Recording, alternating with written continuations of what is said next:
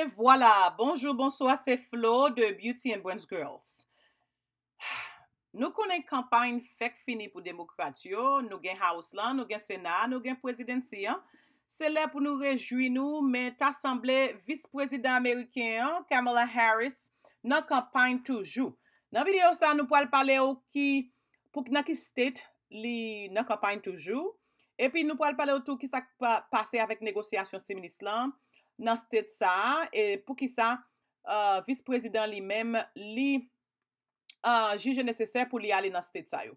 Gan pile républicain qui fâché avec vice-président, nous pral bon raison yo, l'on fin tande toute raison républicain yo bay, qui te un commentaire dim est-ce que vice-président nan droit pour lui faire campagne pour ka promoter ou bien encourager sénateur qui dans state qui pa vle supporter stimulus package lan pour yo supporter. Faut me dire tout des sénateurs n'a parlé yo, c'est sénateur Kristen Cinema avec Joe Manchin.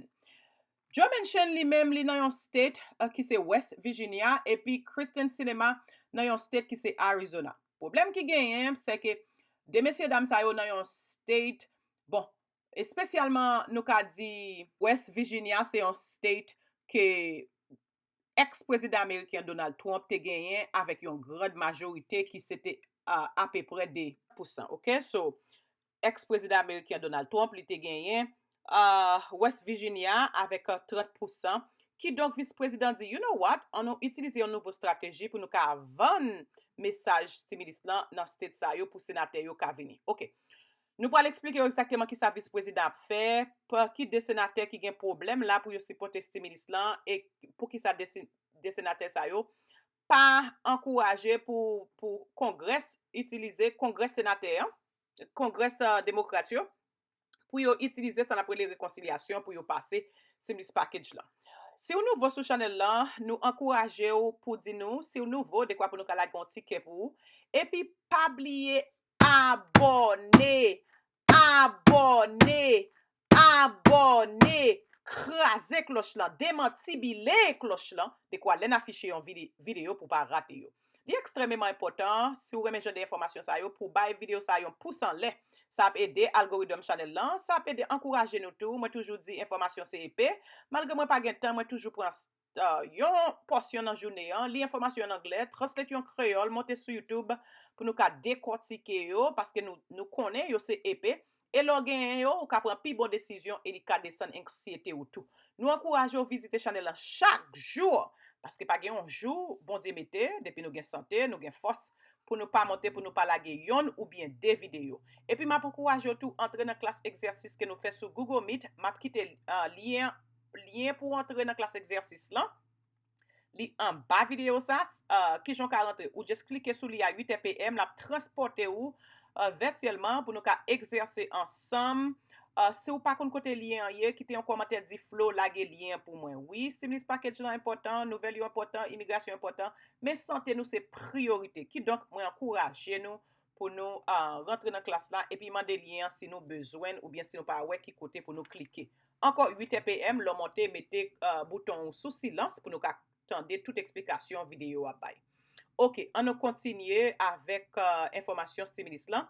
Et quelques négociations, vice-président américain a employé quelques stratégies pour lui vendre message stimulus là avec sénateur qui ont problème pour supporter et sénateur ça c'est sénateur démocrate souple. Yo pas républicain, c'est sénateur démocrate.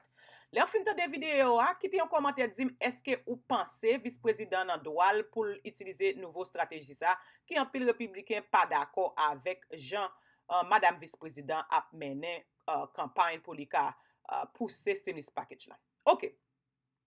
Sénateur Joe Manchin qui sorti West Virginia lycéen sort ça n'appelle on centriste, OK, ça veut dire que li nan mi-temps, OK, li gen raison pour nan mi-temps parce que nous connaissons state li nous ka dit c'est un state rouge, c'est un state que ex-président américain Joe Biden li te gagné ex-président américain Donald Trump souple, Donald Trump li te gagné avec 30%.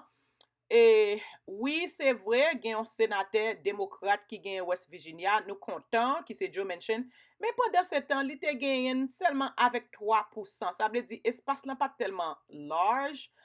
ki donc misye pa ka ouvri kol net parce que li nan yon state que nous ka di c'est yon state que Donald Trump te genyen, c'est yon state li pa ka ouvri l'estomac li kon sa.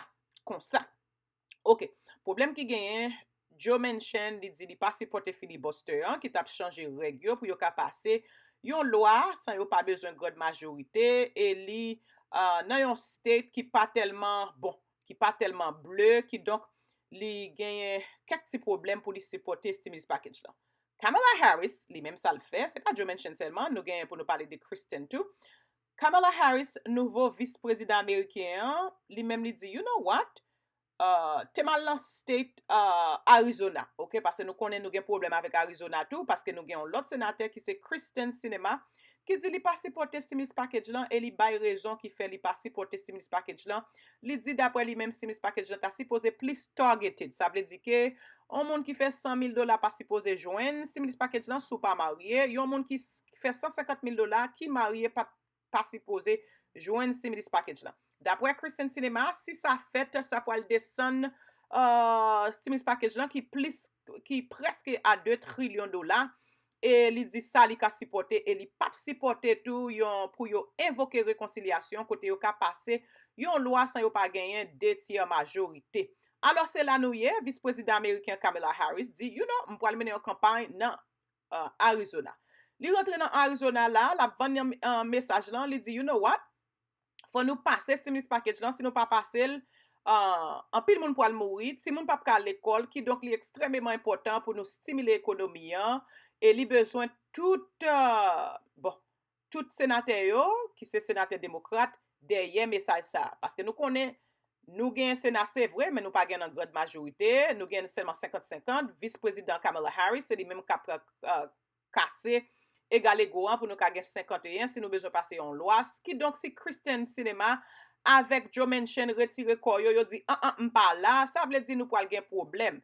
So, Kamala Harris li wè sa, li leve piye, ale nan Arizona, nan state kote, Kristen Sinema ye, pou li al fon kampany, pou li ka, mpa konen, konvenk moun ki nan state sa yo, avek Kristen, pou yo ka supporte stimulus package lan, e se yon sort de kampany etou, pou yo ka pale de Kristen ki jan son bon senater, pou moun yo ka vote lankor, parce nou konen moun yo fò yo kembe plas yo, se fò yo manje, fò yo bay pitit yo manje, fò yo paye bil yo, ki donk yo bezwen kembe plas senatorial la, se yon politik kap fet, ki donk vice-president, li menm lale nan state sa yo. Anpil republiken di, non, sa yon seri de senater ki te eli demokratikman ou pa ka vire lolo yo la pou fe yo vote nan yon fason ki yo pa vle. Kite yon komante di, eske nou d'akor avek nouvo strategi madame vice-president. Nou konen republiken yo seje chèche yo ye, yo utilize menm taktik lan toutan, pa okipe yo. Dim eske vice-president li nan doa li pou li ale nan Arizona, e mta souwete la li West Virginia tou, pou li sipote ou bien van mesaj similis lan. Nou lage menm 5 ou bien 6 video konsenan de imigrasyon ki pale de visa, moun san papye, moun yo poal depote, moun yo te depote, epi tou nou pale de TPS, DACA, lò gen yon chans, nou fek la gon video tou, kote nou pale de moun ki nan kategori, san apre le workers,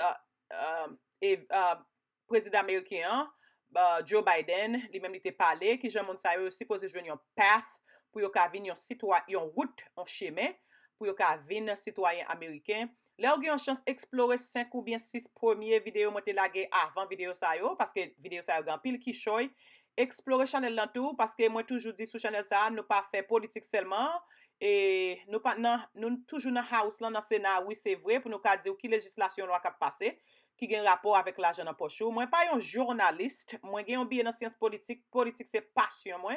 Mwen toujou pren yon tan nan jounen an, li informasyon en anglais, translate yon kreol, monte sur YouTube pou nou ka dekotike yo pou avek kominote an, paske nou toujou di informasyon CEP, lò gen nou ka pren pi bon desisyon, se toujou avek etensyon sa, nou monte sur YouTube. Nou gen pou nou bay plis informasyon sou Section 8, Rent to Own, EBT, SNAP program, SSI, SSDI, Social Security, SNAP, Édikasyon, Immigration, Manje Sante, Unemployment, oui, Manje Sante. Se peut-être ça dans chaque vidéo nous fait, nous voyons avant-goût pour ka wè qui vidéo nous fait. Là, vous avez une chance explorer channel là.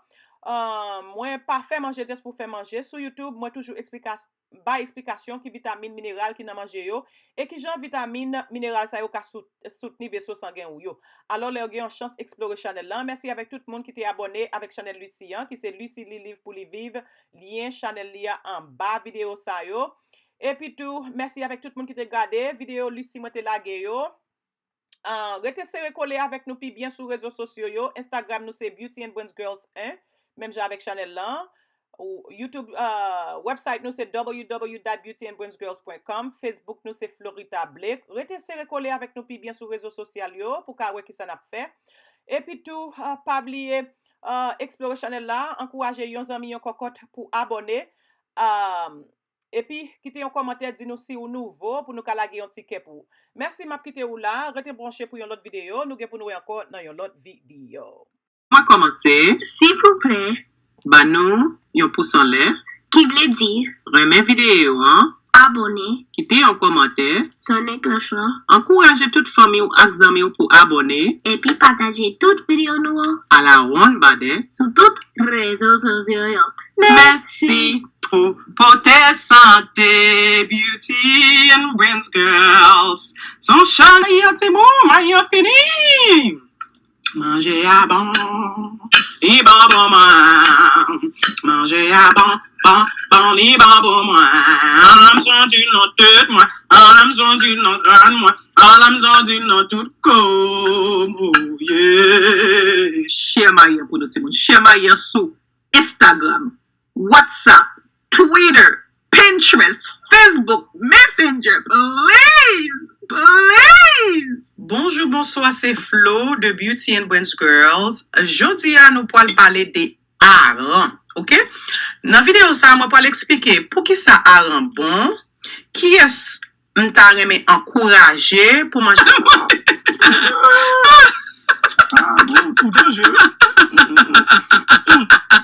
Again. Okay. So, ça tout. Ça est pour moi, chérie. Ça va tellement grand petit jus, ça qui passe. Je ne sais même pas avec le kito. Papa. Ça bon. Oh, tu